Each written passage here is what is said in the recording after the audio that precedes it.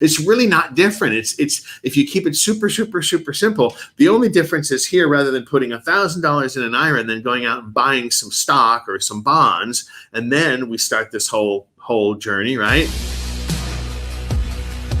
What is the deferred sales trust? It seems too complicated, right? It's too good to be true. Okay, we figured out the legal, it's proven, it's done. Okay, but the next thing is, but it's just too complicated for me or my advisors to understand. Mm-hmm. My counter to that, I'm curious what you think, David. It's, well, they haven't done it yet, or their clients haven't done it yet until someone's done it that they know. And kind of like your story, right? Where you said you had the technical part of it, you had the practical part of it, and then you had the application with a friend of yours, right?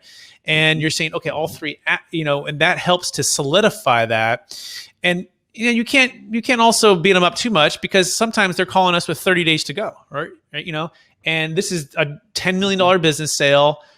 All of a sudden they're looked up and they're like, oh my gosh, I'm going to have a $4 million liability, tax liability. Oh my gosh. And it's such an emotional big thing. And they go, I don't understand everything over there, so I'm just going to either A, not do it, or acquiesce to what my CPA says, who's never seen it either.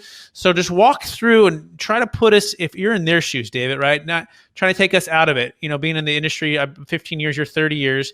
Take us out of it and help the client right now who's looking at this and saying, I just don't fully get it. How do I know I can trust that I'm going to be okay? So let's see. And Brett, I'll ask you to chime in here a little bit too. We can kind of tag team on this one.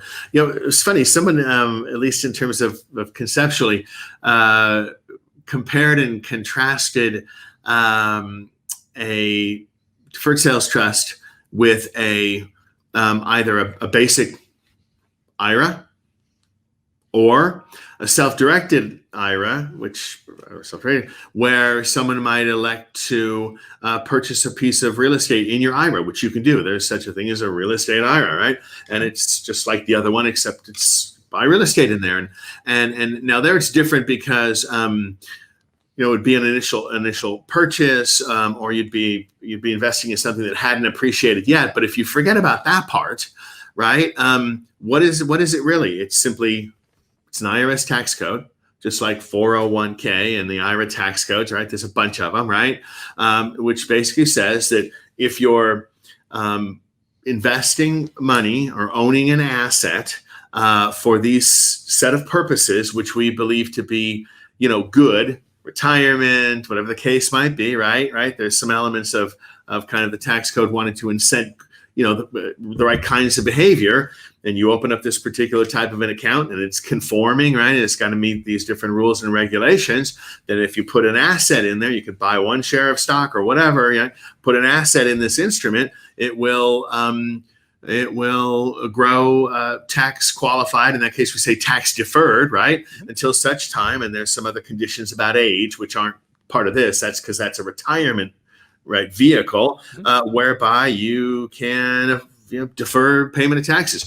When you turn a certain age or choose to take it out, there might be a penalty if you take it out. It's really not different. It's if you keep it super, super, super simple, the only difference is here, rather than putting $1,000 in an IRA and then going out and buying some stock or some bonds, and then we start this whole journey, right?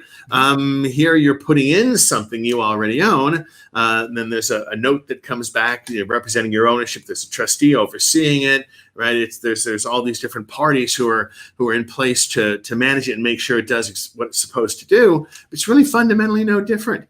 And so when you boil it down to its simplest comparative wrapper, something like an IRA, which we're all very familiar with, most of us are very familiar with, I think you demystify it. Very well said. Yeah, I couldn't say it any better. Couldn't agree with you more.